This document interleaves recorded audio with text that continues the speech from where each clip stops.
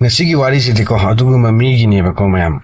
Haibadi masamak awaba kaya khangla ngasi aduguma miyamna masak khangnaraba mi scientist ama oiki ko.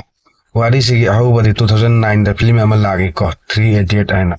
Madugi film aduda hero Amir Khan gi ming Phunchuk Wangru ko wiko. Madugi film aduda student makaina masa agi aning apambada chatna baina kanna hona ko.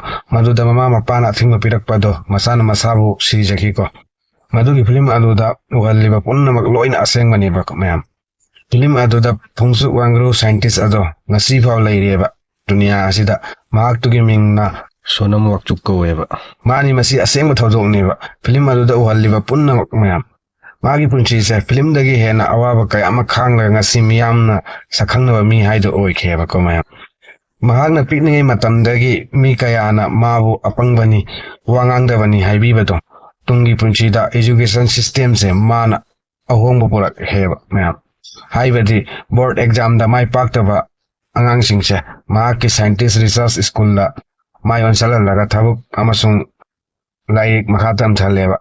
Adugumba system aduna ladaki awa ana taba kaya amada mana mating piheba ko. Mayam magi punchi se horak pase karamna horaki haiba karamna tauki haiba khangmina siko video sida aroi pa yengo ko mayam. Magi horak pagi tarik se 1 September 1966 tagi hauki baneba ko. Ladaki Leh district ta piklaba khun haiba di ule to poda ma pokheba. Mahak se madugi mafam se na electric na school na sorok dunia sida khwaidagi hen chawba innovator na chawba school tamlamgone na khalamgani ko adu mahak se chahi mapal tholari amata tamdeba school masak khangdeba school hairu kaino udeba magi teacher se mamani ba mamana mabu ahanbada takpi tambiba haibadi larik nateba du lausuba wangang sangang chatnabi astambiba ma'am masana hayaba Karigumba ay larik kakta tamlamlaw tara mati ay dimag sa larik na oirangbanina. Ngasi ay innovator oibangamloy hayab. Adobo 1975 ki chayida hek lakpada magi punchi si ahongwa mapurak yaba mayam. Haibadi magi mapase sunam wangyal se Jammu Kashmir ki minister oikeba. Maduda makoy imong sa loy na Ladakh tagi Srinagar da hongkeba. Maduda magi chahi se mapantafari yaba ko mayam. Mafam aduda chauba school amada ming challeba. Madugi school aduda mina mabu yam ngangneba pangwani angawani na. Maram di mahak sa Ladakh ki loan di haiba. Adubo Srinagar ki loan si di Urdu amasung English ngangeba. Maduna mahaitadana matumina layaba. Maduda master na wahanghang basu mapakam matapideba. Maduda numit ki mase class ki mapala lefaleba. Maduda mana thawai nungaitadana kappeba ko. Maram di lau singdi yamna laiba adubu makoy gi loan sa haitabana maram moiraga.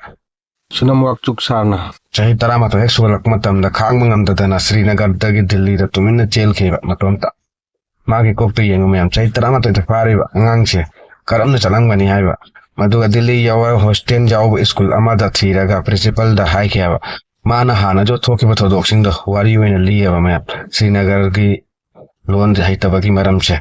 Maduda Principal aduna magi lausing amadi himmato ubada mafam aduda admission tawal kheba aduga lari makhatam thakeba chai taruk lari tam laga matung lai loega amuka Srinagar da lakheba aduga mechanical engineer da makhatam kheba aduga mapa amadi master na mechanical engineer se pam khideba mapa gi apa amadi civil engineer se nyaba maduda paisa lupa amata pirakteba adu oira basumana angang tuition lauraga anglako paisa aduna masagi lai makhatam thabada mateng oikheba madunna lelaga adubu 1987 da mechanical engineering oikheba madugi tungda Ladakh ta halakheba maduda Ladakh ta lairiba angang singse board exam da 95% fail neba Maduda mana kumna thijal matamda khangmangam kheba lali basidi angang nateba larik tambiriba system asiniba maduna mana angang singse apple haigada mafam asida coconut hayab maramdi samna haibada larik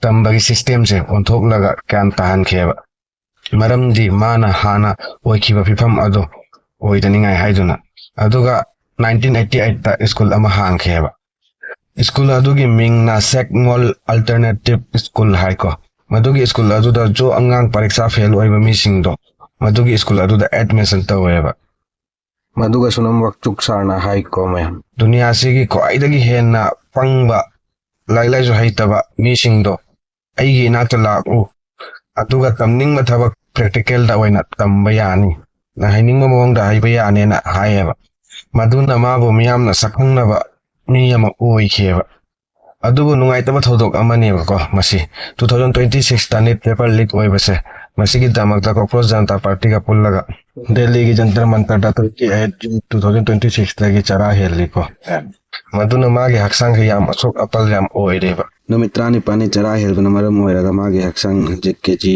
9-10 ꯑꯗꯨꯗꯩ ꯍꯦꯜꯂꯦ ꯃꯌꯦꯡ ꯇꯥꯔꯦꯕ ꯃꯔꯝꯗꯤ ꯍꯧꯒꯠꯂꯛꯂꯤꯕ ꯑꯉꯥꯡꯁꯤꯡꯒꯤ ꯄꯨꯟꯁꯤꯁꯦ ꯀꯟꯅꯕꯒꯤꯗꯃꯛꯇꯅꯦꯕꯀꯣ ꯃꯌꯥꯝ ꯀꯔꯤꯒꯤꯅꯣ ꯉꯁꯤꯐꯥꯎ ꯁꯔꯀꯥꯔꯅ ꯃꯥꯒꯤ ꯈꯣꯜꯂꯥꯎ ꯇꯥꯕꯤꯗꯦ ꯃꯥꯅ ꯆꯔꯥ ꯍꯦꯜꯕ ꯎꯕꯤꯗꯦ ꯀꯣ ꯃꯌꯥꯝ ꯃꯁꯤꯅꯦꯕ ꯑꯩꯈꯣꯏꯒꯤ ꯁꯔꯀꯥꯔꯁꯦ ꯃꯌꯥꯝ ꯃꯥꯒꯤ ꯋꯥꯔꯤ ꯑꯇꯩꯁꯨ ꯈꯪꯅꯤꯡꯂꯕꯗꯤ ꯀꯣꯃꯦꯟꯗ ꯁꯣꯏꯗꯅ ꯍꯥꯏꯕꯤꯔꯛꯑꯣꯀꯣ ꯃꯌꯥꯝ ꯑꯩ ꯚꯤꯗꯤꯑꯣ ꯑꯣꯏꯅ ꯁꯦꯝꯖꯔꯛꯀꯦ